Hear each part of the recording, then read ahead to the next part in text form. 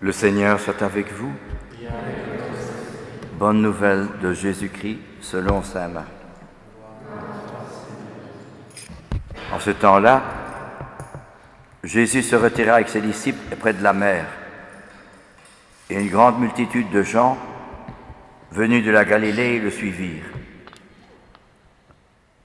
De Judée, de Jérusalem, d'Idumée et de Transjordanie, de la région de Tyr et de Sidon, vinrent aussi à lui une multitude de gens qui avaient entendu parler de ce que Jésus faisait.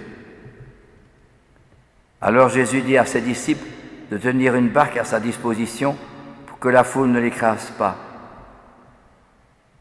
Car Jésus avait fait beaucoup de guérisons, si bien que tous ceux qui souffraient de quelque mal se précipitaient sur Jésus pour le toucher.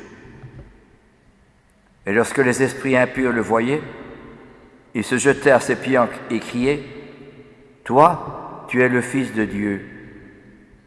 Mais Jésus leur défendait vivement de le faire connaître. Acclamons la parole de Dieu. Seigneur Jésus. Dans la première lecture, on nous parle du grand prêtre, innocent, immaculé, séparé des pécheurs. Et dans l'Évangile, on dit que Jésus faisait beaucoup de guérisons et que les gens se précipitaient sur Jésus pour le toucher. On a un peu oublié peut-être aujourd'hui quel est le rayonnement et qu'est-ce que c'est que le prêtre et quel est le rayonnement de celui qui croit. Peut-être le savez-vous, il y a quelques années de cela, il y avait une dame qui était complètement handicapée, tout à fait. Elle ne mangeait presque plus. Elle se nourrissait de l'Eucharistie. Elle s'appelait Marthe Robin. Beaucoup de gens venaient la voir, des personnalités, des gens qui avaient beaucoup de responsabilités, des pères de famille, des jeunes en difficulté, beaucoup de gens, même des prêtres, des évêques. Elle avait un grand rayonnement. Pourtant, elle ne faisait pas des conférences, elle ne faisait pas des discussions, elle ne faisait pas des réunions, elle ne faisait pas, bien qu'il en faut, hein. Elle était grabataire, Marthe Robin. Eh bien, elle se nourrissait uniquement de l'Eucharistie. Elle a eu un rayonnement extraordinaire, uniquement par sa prière et par sa foi. Elle était transfigurée par notre Seigneur. C'est une très belle vie que Marthe Robin.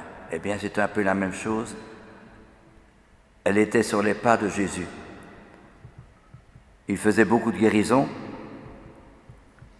que tous ceux qui souffraient de quelque mal se précipitaient sur lui pour le toucher. Pourquoi ? Parce que Jésus était le Fils de Dieu.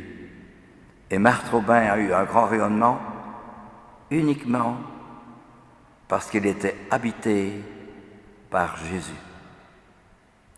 Et peut-être que nous oublions trop souvent, en tout cas moi, en tout cas, comme disait la petite Thérèse, c'est la prière et le sacrifice qui font toute ma force.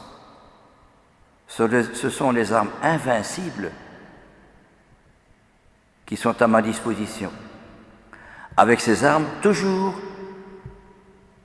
je sauve des âmes. Et j'en ai bien souvent fait l'expérience, dit la petite Thérèse. Eh bien, c'est la même chose. C'est ça, le sacerdoce. Participer au sacerdoce du Christ, c'est par la prière et le sacrifice, comme Marthe Robin.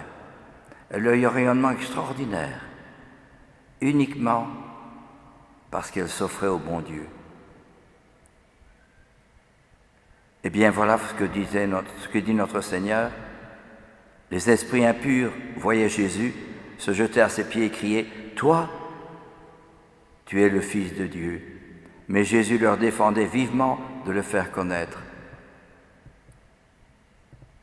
Marthe Robin a eu un grand rayonnement. Et dans l'histoire de l'Église, beaucoup de saints ont eu un grand rayonnement. uniquement parce qu'il croyait dans la prière,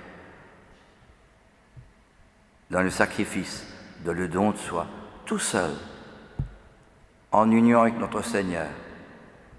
Et c'est ce mystérieux regard échangé entre Jésus, du haut de la croix, et le disciple, qui fera des merveilles et qui suscitera à Jésus une multitude d'autres fleurs. Thérèse de Lisieux est morte. Il y avait peut-être 25-30 personnes à son enterrement. Et quelques années après, il y avait 500 000 personnes à Rome pour sa canonisation, quelques années après sa mort. Elle n'a vécu que 9 ans de vie religieuse. Elle a uniquement aimé Jésus et se laissé transfigurer par lui. Ce n'est plus moi qui vis, c'est Jésus qui vit en moi, dit saint Paul.